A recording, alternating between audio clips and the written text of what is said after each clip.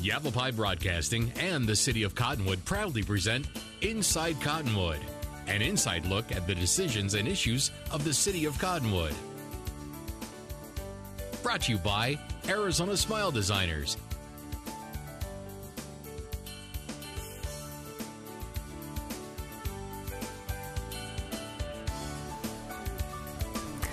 Welcome to Inside Cottonwood. I'm Mayor Diane Jones, your host. Today we're going to have an interview with Cottonwood Fire Department Captain Troy Hoke, and he is quite active in the community, and I thought it would be interesting if we could all hear all of the things that are happening in the Cottonwood Fire Department. I have to say that being the mayor of this fire department I'm very proud of the people who work in our department, and I think that they provide really great service to our citizens. So Troy, we're here today to kind of talk about all of the programs that you've personally been involved with and some of the things that the fire department as a whole has been involved with. And so there's just lots going on. Let's start with a little bit about your background. You were just telling me that you didn't grow up in Cottonwood, that you grew up in a little town in Indiana somewhere. Yes, ma'am. I grew up in a town called Fillmore, Indiana, and in my high school graduating class was only 84 kids that I graduated school with, so it was a pretty small farm community. And growing up there just instilled a lot of the small town values that I see here in Cottonwood. You know, it's a city, but at the same time it still has a lot of that small town vibe, and just being here made me fall in love with it and continue to raise my family here and bring a lot of the stuff that was instilled in me here. So, So how did you end up coming out here to Cottonwood? It was a sad turn of events, actually. My brother, he lost his wife to cancer, and then I came out here to kind of help him with the kids and stuff, and I met my wife the first weekend I was here. And the rest is history, huh? Yeah.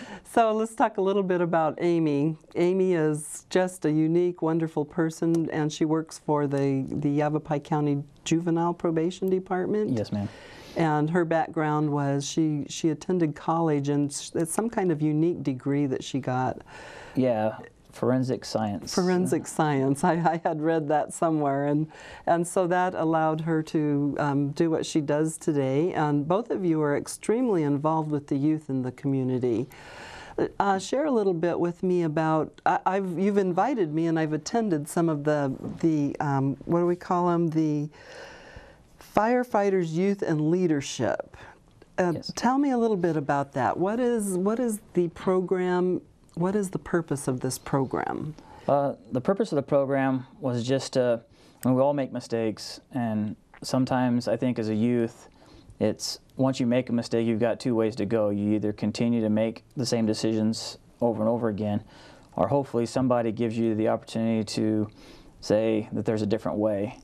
And I think it's just developing that strength within yourself to sometimes leave the group or the environment that is causing you to make the same wrong decision over and over again. And we just try to teach them that your experience, whether it have been a good experience or a bad experience, is what will make you in the future. And you know, one of the nice things about our juvenile system, the way it is that the purpose is to go ahead and rehabilitate them so that they don't continue to make the same decisions as adults. So it's kind of like, hey, this is your warnings. So in order to strengthen that, I wanted to go ahead and develop a program that would maybe just give them the opportunity to show that you can do things when it's hard to overcome. So they go ahead and endure a pretty physical morning of doing a lot of workouts and a lot of drills. And the purpose is that when the body says no, the mind will say yes. And just teach them that no matter how much peer pressure you're getting from those around you, that if in your mind you stay mentally strong and say no to the wrong things you know are wrong, that it'll just carry over, that you do have that ability to mentally overcome the challenges. How many graduates do you think, have you ever counted up how many kids have gone through the program, how many teens, and do you have, what kinds of results have you seen? Have you seen change in the community because of this program? Yes. We've had several youth that have turned into working in the fire service in some related form. One gentleman came back and was talking to me, and as I was talking to him, I'm like, "You look very familiar," and he's working for the Wildland Service now. Okay. So, you know, that was one thing. And then another gentleman's also going through the academy and stuff. So, hopefully, you know, I always tell them that please come back and you know, shake my hand and let me know what you've become in life, and to chase those dreams. Without a dream, you don't have any direction. So always dream big and shoot for it. So. Some of the kids that come into the program, now is this something required by juvenile probation to graduate from your program? Is that, I think I heard that at one time. When it started out as just a program working with them as a way to give them community service. As far as the things that were offered for community service, through my knowledge was, you know, work crew, cleanup days and stuff like that. I wanted to give the kids an opportunity to do something to where hopefully it would give them community service, but at the same time build them as an individual. So that was kind of the purpose behind that. And we used to have kids come down to the fire station, and you know, they'd wash our fire truck for community service hours. And I mean, although I liked them washing the truck, I just felt like I wasn't giving to my community enough, and I felt like part of my role as a firefighter or a professional in the city of Cottonwood is to go ahead and to build character and to build great qualities in the youth. You know, my goal is, part of a small community, is that when the kids graduate high school and they go to college, as they're learning and they're away from the community, that they want to come back and give back to the community, bring what they've learned, you know, build businesses, build stuff here, you know, and their heart's going to remain here, so they're going to come back here and they're going to give back to the community. And that's kind of like my overall purpose with youth, is just to make it a place that you truly miss when you're gone from it. I know, I always think about, you know, sometimes when you're a youth you can't wait to leave your hometown, but it really is, it's just a shame to lose our youth. And even on the city level, you know, with economic development, and we always talk about how can we retain our youth, how can we keep them here, and how can we ensure that they have, you know, jobs, and that they can get their education, which we know there's opportunities there. You can get a 4-year degree right here in Cottonwood. So it's, you know, what kinds of, and so you're just adding to that through your program, that idea of, you know, keep the kids here and have them raise their families here and have some continuity. And if you have to leave and seek your fortune, do come back. Yes. Right. And I think that when you're raised in a community and you come back to it and you live there, it's, I mean, you know, kind of a word, just meaningful. It just means more to you, you know. I mean, I'm not originally from here, but like I said, there's a lot of qualities here that I find, and it's like, yeah, I could live here first. This would be a nice place to raise my kids. Much bigger community than what I'm used to living in, but at the same time, it's still got that small town feel. Absolutely. And, you know, personal. You know, just I think we lose the personal interaction of people sometimes, and I think this community still has that feeling. And I think that our fire department really promotes that thought, you know, and all the actions you take, the community service that all of your members do. You're very active in the community. I mean, if I do the mayor's walk a mile for meals for the senior center, you're there. You know, it's just everywhere I go, you guys are out doing service to community in between running, right, running, you know, running to help people and put out fires. It's a very unique feel. Like I said, where I'm from, the fire department would always do fish fries. You know, they hosted this stuff. That was like what they did for the community. It was very community involved. And that's what I mean when I try to compare, is that our fire department has people that are very passionate. We have a lot of people that went to Mingus and work for the city of Cottonwood Fire Department, and they continue that, like I said, that meaningful, Cottonwood means something to them, and that they want to go ahead and make sure that they are given the education and the purpose. And you know, there's never a time when you say, oh, we've got to go do this event, that anybody is upset. It's like, well, how can we make this event great? Is the question they always ask themselves, which I just think is outstanding and very, very meaningful to Absolutely. people. So let's get back to the Firefighters Youth Leadership Program. And when I was there, I mean, you've got the youth are like carrying these hoses, but every activity that's physical has kind of a meaning to it. It's, you know, you always take it back to something about life, and so there's always a lesson there. Do you want to expound on that a little bit? Yeah, you know, kind of like the military aspect and stuff. It's kind of, I think nowadays we're given the opportunity to go ahead and throw in the towel instead of seeing the project through.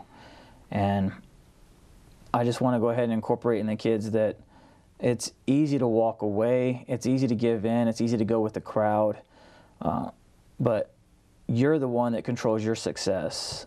And you can't point a finger and ever blame somebody else. Well, it's his fault that I got in trouble. No, you also went along with it. And I try to teach them to set a standard for yourself and to rise above. And just as they do the drills, you find a lot of kids saying, I can't do it. And you know, I was always raised that can't's not an option. Mm-hmm. You know, it's you can do anything. Mm-hmm. It just might take you a little longer than it takes somebody else, or it might be harder for you. But you can go ahead and persevere if you go and continue to do it. And that's pretty much just the meaning is let's take the word can't out of our, you know, don't let things hold you back. There might be a financial roadblock, or, well, I don't get the same opportunities as this person. We've all had it. We've all said it. But don't put up that wall. And don't let it stay there. If the wall's there, let's go ahead and find a way to climb over it or break through it. And that's just kind of what the morning entails with the physical activity. It's, you know, some kids, you know, getting up on a Saturday morning and running a mile before they start a hard activity, something they normally don't do. And that right there, they're like, oh, I'm done. You know, so.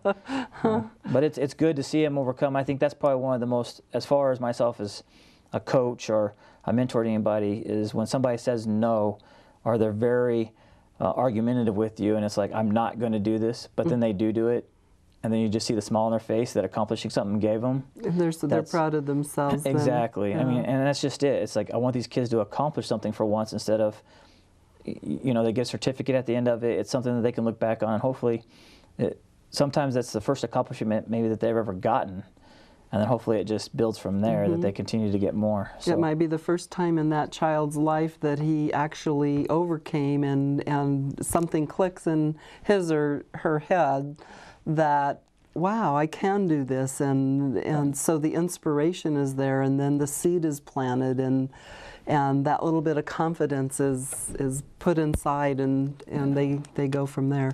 Well, we have to take a break right now. Okay. So we'll be back in just a minute with Inside Cottonwood.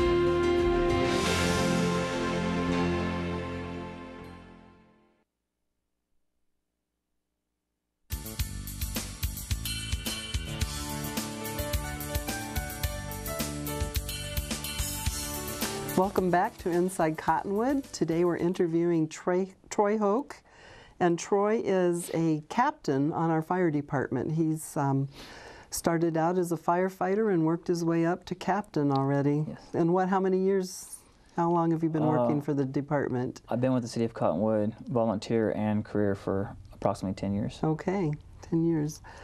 So we were just talking about the Firefighters Youth Leadership Program. It's a program that you developed, and I think you kind of collaborated with your wife, Amy, or at least got some ideas from her. And she works for juvenile probation, so she is in a position, and you also, to see the need out there for some of our youth, that there's just, you know, maybe a cry for help. And you've developed this program to answer that cry for help and to make a difference in the community, to help youth know that maybe there's another way to think about something or another way to act on something. So you were just telling me that you're developing a speakers program so that you can sort of branch out and reach out to the community. So share a little bit of information about that. When I started the program, it always turned into the point where, you know, I would talk to the kids and just try to give them life experiences from myself or from other stories that I've, you know, heard. And through that, it came to me, and I created a kind of like a little speech, I would say, to give to the kids, and it's kind of it's titled "Your Story," and we all have a story to tell. And how many people watch a movie like Rudy and say, "Wow, that's a really good story"? Well, I think we all are individual Rudies, and we all have that ability. We all have a story to be told. And absolutely. And so I just try to encourage them to go out there, and that sometimes the hard things in our lives are there for a reason, to make that story much more meaningful, or to get us to the point where we're supposed to be. Just because we've had success today or failure tomorrow, whatever the story may be, it's just part of the story of our overall success if we continue to make it that way. So I'm trying to get in right now with juvenile probation so I can speak to the kids after this program. This is usually an 8-hour event where they're doing stuff, challenging drills, like I said, and other things. And then this would be like a carryover to where I can maybe hopefully just have more of an impact, or maybe just say that one thing that just latches on with one kid, and then just gives them the direction that they needed or wanted. Mm-hmm. So, so right now, are you only taking youth that are referred from juvenile probation?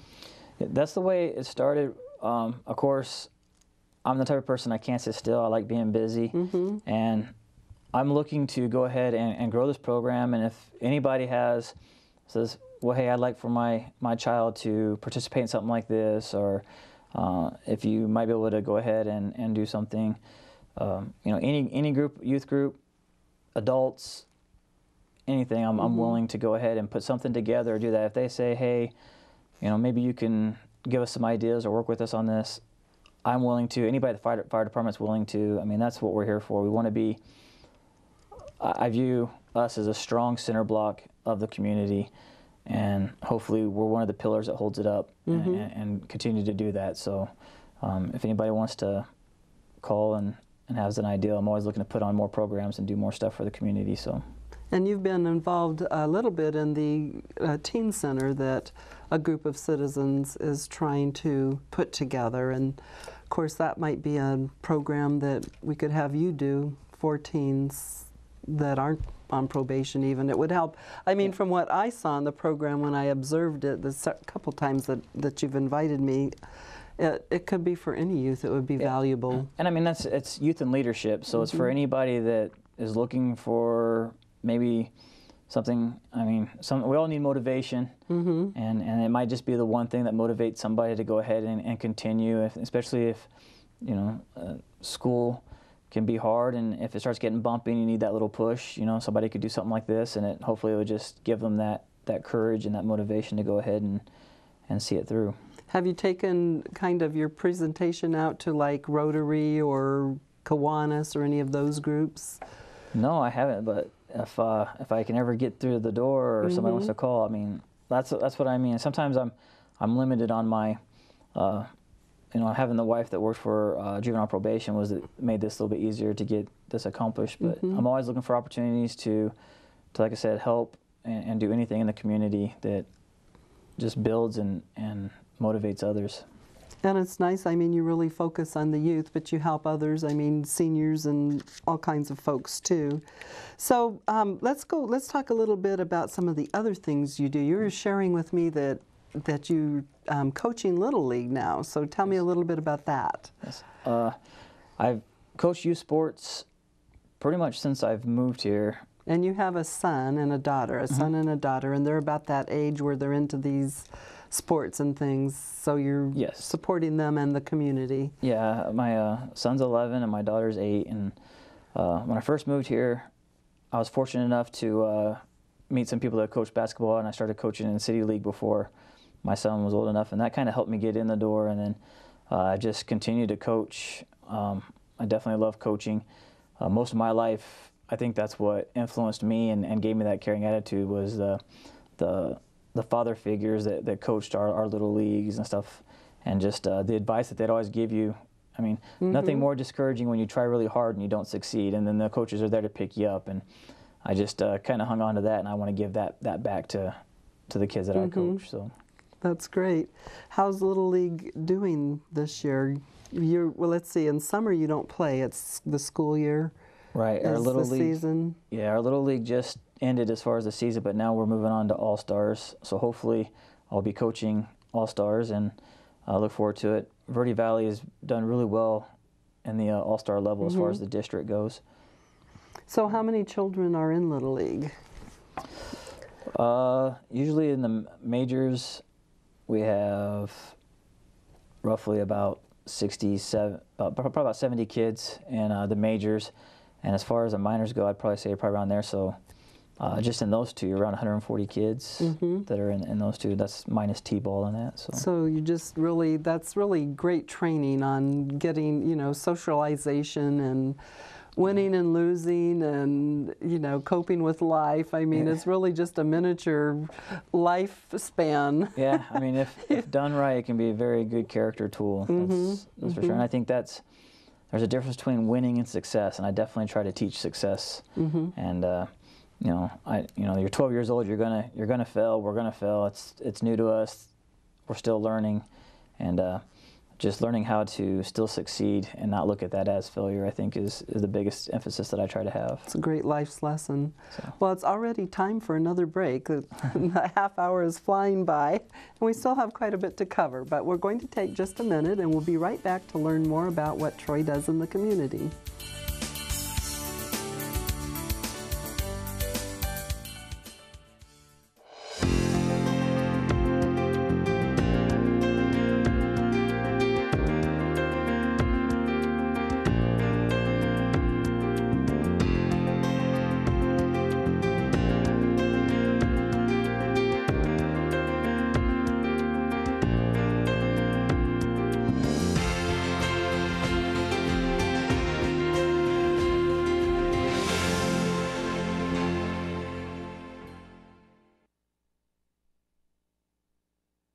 Having a fire escape plan is very important to keep your family safe and together in the event of a fire. When you awake to the sound of a smoke detector and smoke in your room, don't stand straight up. Carefully roll off your bed and stay low under the smoke. If your door is shut, feel the door with the back of your hand. Slowly open the door if no heat is felt. Always stay low until you get to the outside of your home. Always have two ways out of your house and a specified meeting place somewhere outside your home. Home escape plans should be drawn up and rehearsed on a regular basis. This could be the difference between life and death if caught in a fire.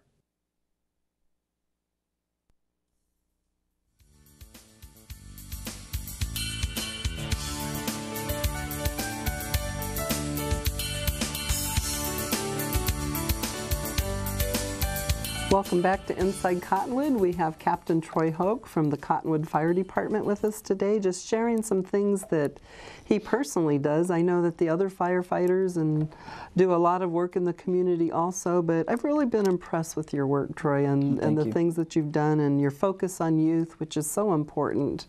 Giving youth kind of that stability, that background, maybe kids that really need the help. And so some other things that I know you've been really highly involved with, both you and Amy, has been Toys for Tots. And Chris Vogler, I think you work with Chris. Yes. And as I understand it, tell us about the bicycles. Do those bicycles that they give out do they have to be put together, or how does all that happen? Yeah, the guys usually love me around Christmas time.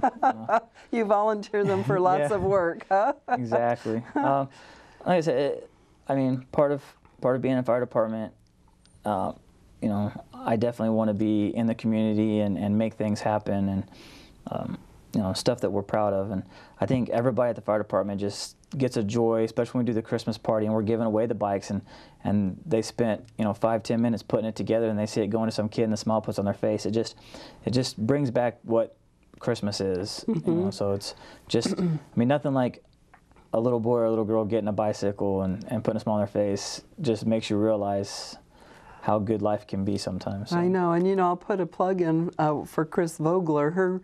Her goal is, okay, we have probably a couple hundred kids sometimes at the Cottonwood Rec Center. The city collaborates with the Marine Corps, Yes. Marine Corps retired folks who put this on, but it's just amazing. And her goal is to have every kid get a bike. Yeah.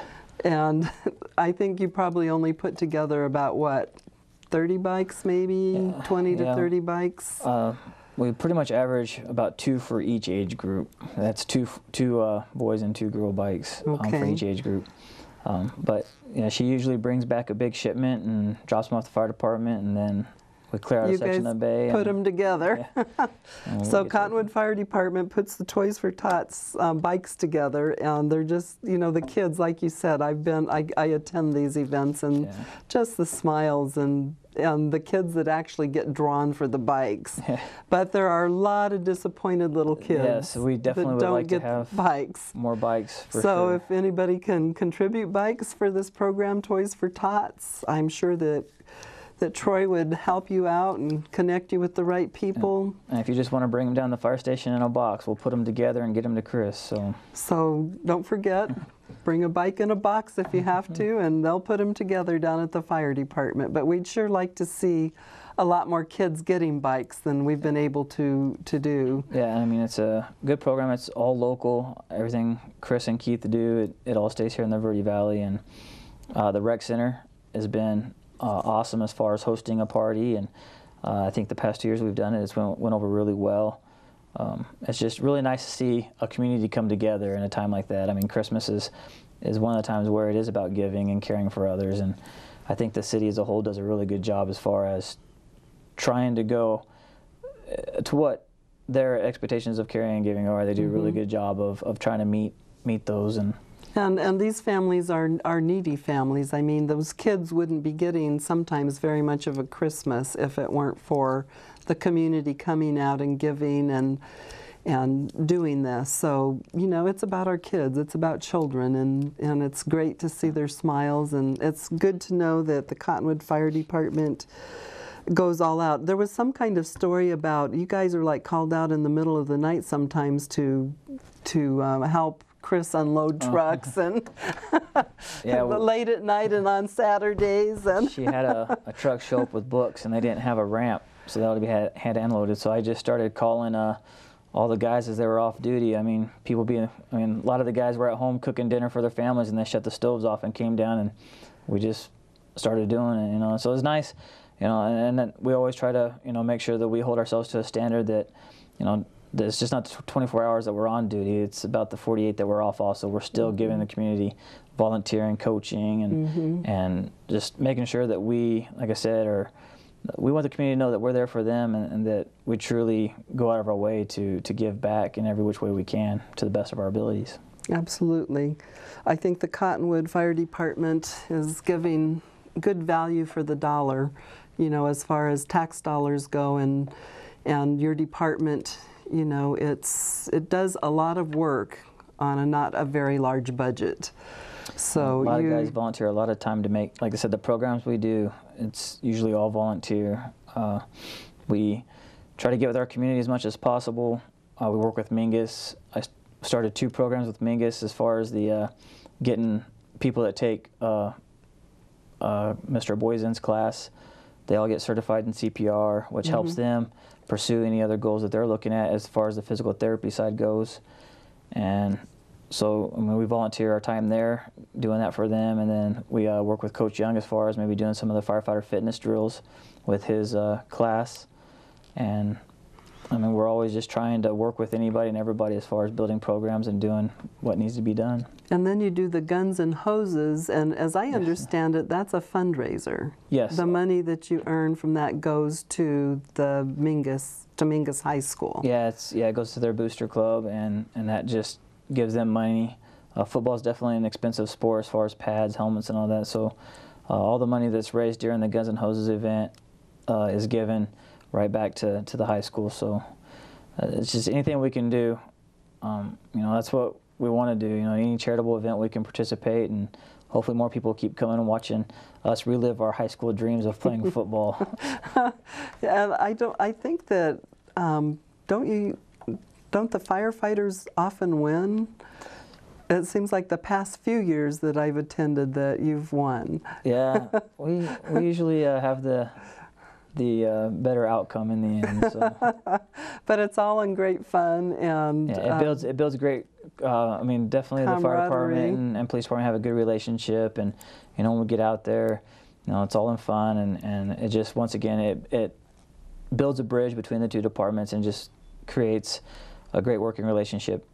Like I said, and the Toys for Tots thing, working with the Parks and Rec, it's just another thing. It's just, this community really has a lot of strength amongst all the departments as far as working together and seeing that the city's taken care of. Absolutely, and I'm just as proud of our police department and all who work there as I am of our fire department. I think that. But we're just a little bit more. Oh, and that's what they say too. So always have to have that little bit of competition in there to keep things interesting, yes. Right?